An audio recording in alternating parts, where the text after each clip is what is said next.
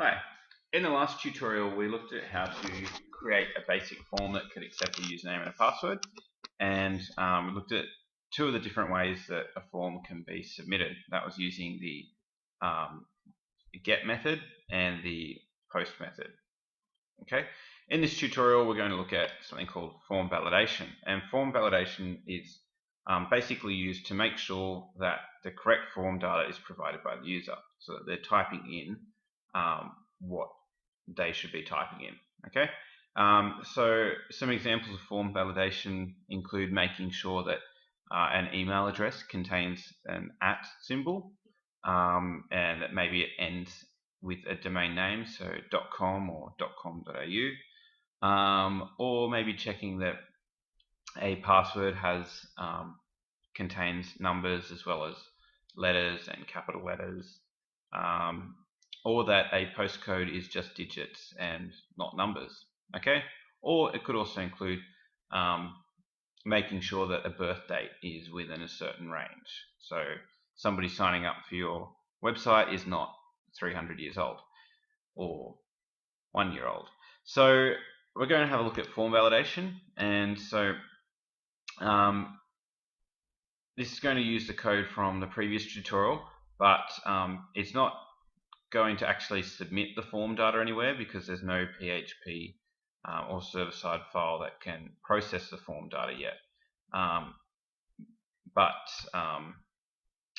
It's still just an example of how you can set up the form using JavaScript to validate it. So we have a form down here from line 35, and the action this time, instead of using a PHP file to process the form, it's just going to go to another page, which is submission.html. So once the form is submitted, it will take the user to a thank you page. Okay, and the submission page looks like this. So it's pretty simple. It's just got one paragraph that says thank you for submitting your data. So that's submission.html. We go back to the form validation file. The form action is set to submission.html. So the user will go to that page.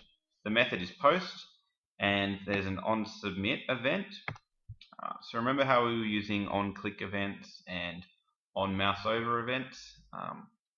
Well, we're using an onSubmit event here. So basically, an event will run when the form has been submitted. Now, we'll come back to that onSubmit section in a second. The form basically just has a username, which the input type is text, and a password, which the input type is password. And then there's a submit button that says login. Okay, for the onSubmit action or onSubmit event, it will return a result from this function here called checkInfo. So it will return a result from the checkInfo function. If we scroll up and have a look at the checkInfo function, which is defined from line 13, it contains a variable called username and a password called username. So a password variable. And both variables use the getElementById method to grab the username and the password value from the form that's been submitted. So when the user types in the username and their password and they click on submit, this function takes the username value that's been entered and the password value that's been entered.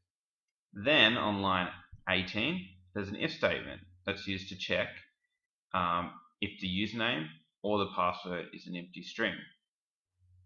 So if the username is blank, so it's just an empty string, it's equal to an empty string, or the password is equal to an empty string, so there's nothing entered, then it will bring up an alert message that says please complete all fields, and it will return false back to this form.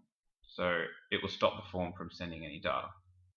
Else, if both the username and password have got values in them and it's not empty, then it will return true to the form, and it will allow the form data to be sent. So let's have a look at that. We run this in our browser. Okay, here's the form. Now, because this form data isn't actually being sent to a PHP file which could process it and then compare the values in a database and check that the username and password actually matches, it's not gonna actually do that. So it's not going to actually work properly. But we can just enter in any username and password and click on login, and it will take me to this page saying thank you for submitting your data, because there were values entered in both fields. But if we try again and we leave username empty and password empty, click on login, it will say please complete all fields. If I put a value into username field but leave password blank, it's the same thing. And if I leave username blank and put a password in the password field, it will also say please complete all fields. So the form will never submit until both text input boxes or both fields have a value that's been entered into them. So a username and a password. And that's an example of form validation. But this form doesn't actually get up to the process yet of checking that a username and a password is correct. Okay, so that's how to use form validation.